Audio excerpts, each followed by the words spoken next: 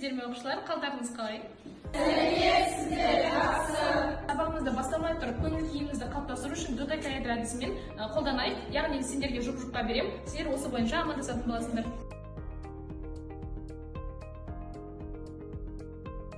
Жарайсыздар оқушылар, енді біз сабағымызды бастайық. Тақырыпты жазу үшін осы суретке назар аударайық. Суретте не көріп тұрсыңдар?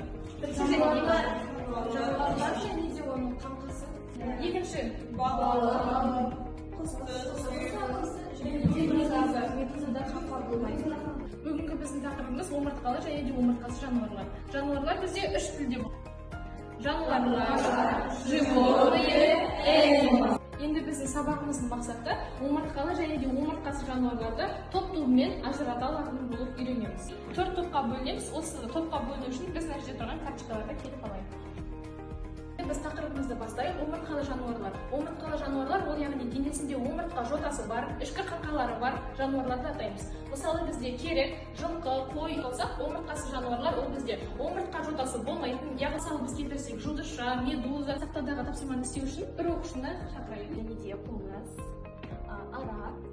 Бізде омыртқа ол бұлшық етпен сүйекті ұстап тұратын тірек болады. Яғни бұл бізде суретте тірек деген сөз шықты. Енді топтық тапсырманы істеу үшін менің көмекшім Майша жасанды интеллект сендерге топтық тапсырмаларды түсіндіреді. Арыстан тобы интернет ресурсын пайдаланып арыстан мен медуза туралы мәлімет жазу. Animals қосымшасы арқылы жануарлардың қозғалу мен дыбысталуын көрсету. Бұл дыбысталуы интернет ресурстарын пайдалана отырып көбейтпе балапанның ішкі құрылысы туралы мәлімет жазып айту.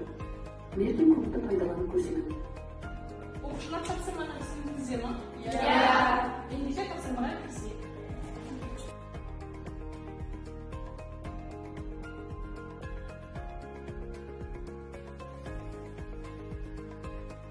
Кім жұмысын аяқтады? Ендіге келіп құрайық. Арыстан ол бізде жыртқыш болып саналады, яғни мысық тұқымда. Салмағына келетін болсақ, аталығының өзі 180-250 килограмм құрайтын болса, ағы 150. Суретте көріп тұрғанымда бұл денесі қалпақ пен қармаушылардан тұрады. Қармаушыларының уы бар, сол арқылы өзінің жемін жансыздандырады. Енді біз ортаға екінші топ қызыл қоныс тобын ортаға шақырайық. Көбелектің құрылымы бізде үш негізгі бөлімнен тұрады: басы, кеудесі және ішкі құрсақ бөлімдері болады. Көбелек мынаның ішінде қанаты осылай жарыққа шығады. Жұмыртқаның құрылысына келетін болсақ, ол қабық-асты мембранасы. Яғни ол бізде жұмыртқаны микробтан қорғап тұратын жұқа қабат болып табылады. Жұмыртқадан шыққан кезең болып табылады. Яғни балапанның сыртқы құрылысы бізде ең алдымен басы, және басында көзі және тұмсығы бар. Оның қанаттары, қауырсыны және екі аяқтан тұрады. Қарайсыздар, өте жақсы. Қызыл қоныс тобы. Балалар, енді біз сергіту сәтін жасап алайық. Енді ортаға үшінші қоян тобын шақырамыз.